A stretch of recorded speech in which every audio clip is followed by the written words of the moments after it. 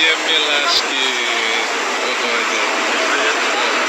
Всем салам передай. Всем.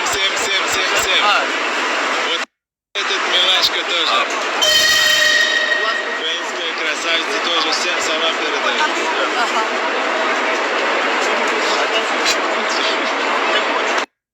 Приехали до Львова, вот вокзал сзади. Сзади вот ребята, кучка наших студентов.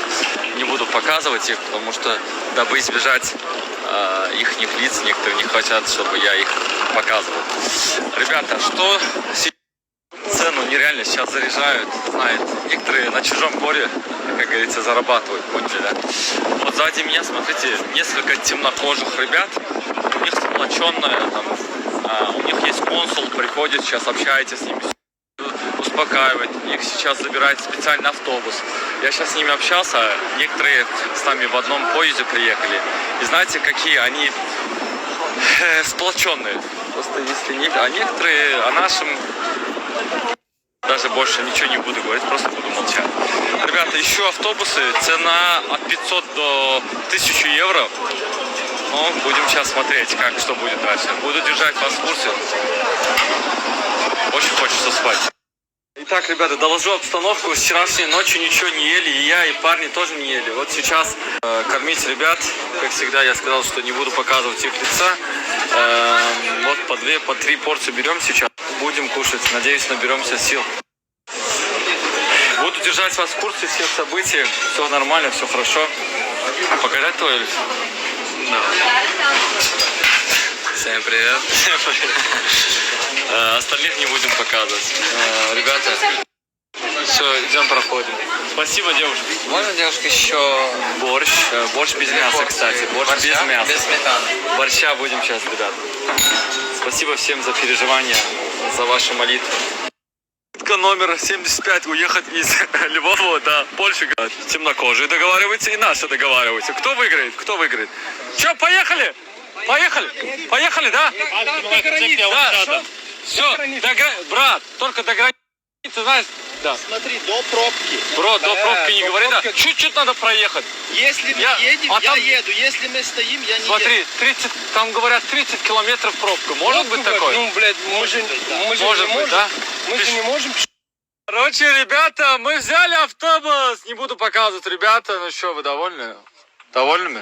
Да. Точно, брат? Точно? Да. Точно, люби, все, ты красивый. Все, ребята. Все, едут ребята.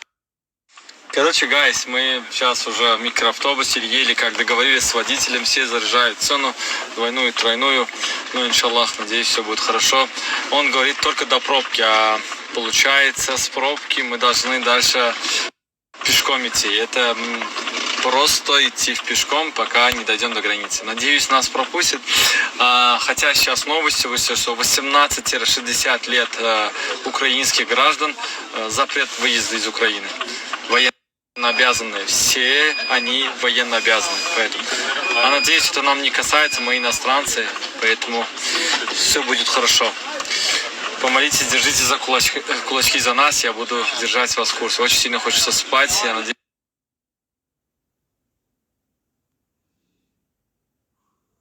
Короче, водитель рассказывает, что очереди, говорят, на... Смотри, оттуда очередь, оттуда. Это выезд. Это выезд, да? Это выезд, да, оттуда. Сейчас справа посмотрим. А у вас запасы, да, они? У меня полный бак почти. Ну, почти. И запасы. И запасы, да. Вы... Смотри, видишь, палива нету. Все, Все, нету, да, нет, видите? И запасы, да. Вы... Смотри, видишь, палива нету. Все, нету, да, видите? Нету уже, все. Палово наше ехало с Беларуси. Беларусь закрыли, да? Да. Вот так вот, ребята. Нету, деньги с банкоматов нельзя снимать. Короче, просто на букву П. Ола. Так, ребята, докладываю обстоятельства, обстановку. 35 километров и граница Польши. Уже началась вот такая пробочка.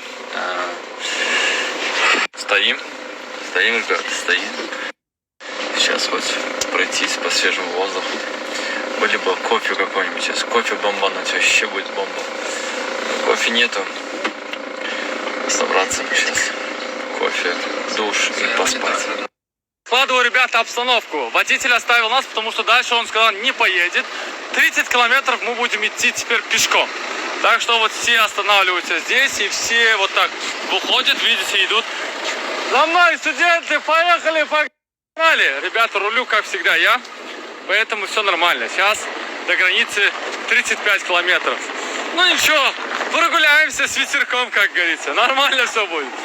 Главное доехать до границы, дойти уже пешком.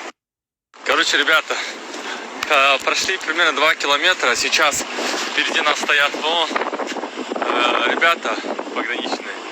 Короче, они что-то проверяют или пропускают, там что-то делают. Будем надеяться на лучшее, худшей стороной обойдем. Так что мы-то мирные жители.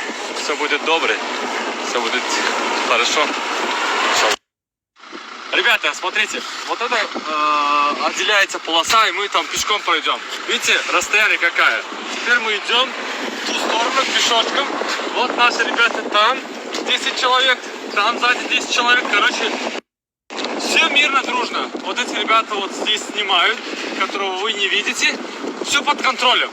Только молитесь, держите кулачки, чтобы нас пропустили через границу. А остальное, спать, кушать, это все уже, знаете, на втором плане. На втором плане. Поехали, ребята. Ребята, всем ассаламу алейкум. Продолжение нашего пути. Нет его ничего кушать. Смотрите, хлеб нашли, сгущенное молоко, водичка. Честно, нечего.